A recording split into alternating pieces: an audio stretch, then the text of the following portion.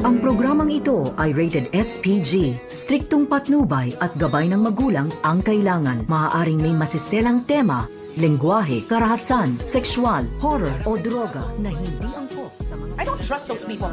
Neither of them. The mother nor the daughter. I don't trust them both. Tuluyan na ngang nawala ng tiwala itong si Giselle dito kay Zoe at lalong-lalo na dito kay Moira dahil prime suspect pa rin ni Giselle itong si Moira sa pagkawala nga dito ni Don Pepe, lalo na ngayon na may puwerba na sila dahil dito kay Balahadja na pinatunayan nga dito ni RJ na magkasabwat ang dalawa dahil sa naalala ni RJ na itong si Balahadja ang binayaran ni Moira na itago itong CCTV footage sa nangyari ngang aksidente kay Doc RJ. At dito naman na nagtanong itong si Doc Ray sa kanila kung alam ba daw ito ni Zoe na may operation silang gagawin dito sa mga kidnappers.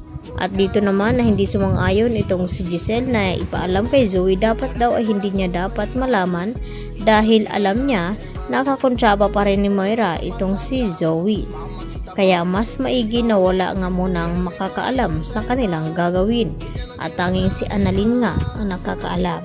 At dito naman na tinanong ni RJ itong si Annalyn kung wala ba daw itong duty at kinakailangan nga daw bumalik sa Eastridge upang magtrabaho itong si Annalyn at hindi naman mapakali itong si Annalyn na pumasok sa kanyang trabaho dahil ang isip nito ay nandun nga sa operation kung saan ay susugod na nga itong mga pulis upang hulihin ang mga kidnappers.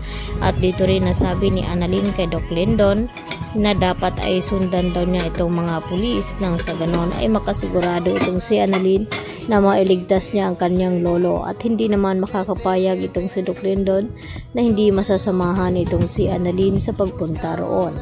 Kaya dalawa nga silang nagtungo sa lugar kung saan ay susugod na nga itong mga pulis. Subalit na makarating sila doon ay hindi nga inasahan ni Annalyn ang kanyang makita dahil sa tulay pa lamang ay nakita niya na marami nga ang mga tao na naroon dahil inabot na nga sila ng gabi.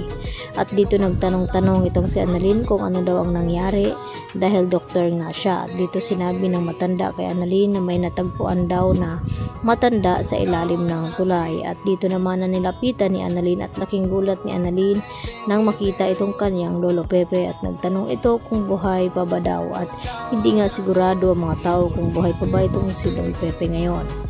Kaya agad naman na inimbestigahan ang nangyaring aksidente kay Don Pepe at napag-alaman na ang tumulak nga dito sa kanya ay walang iba kundi itong si Zoe. Kaya agad nga na pinahanap ni RJ at Giselle itong si Zoe upang panagutin sa batas at tanungin kung bakit niya nagawa iyon sa kanyang lolo. At dito nga na nagpagsalita itong si Don Pepe sa kanila na itong si Zoe ay hindi nga tunay na anak ni RJ at si Carlos nga ang tunay na ama nito. Kaya yun nga ang dahilan na kung bakit pinadukot ni Moira itong si Don Pepe dahil yun nga ang malaking dahilan na hindi makalabas ang kanilang sekreto. At pati na rin itong si Moira at hindi nga natsambahan ng mga polis itong si Moira dahil madali nga itong tumakas at pinaghahabol naman ng mga pulis itong si Balahadja hanggang sa na-corner nga nila ito.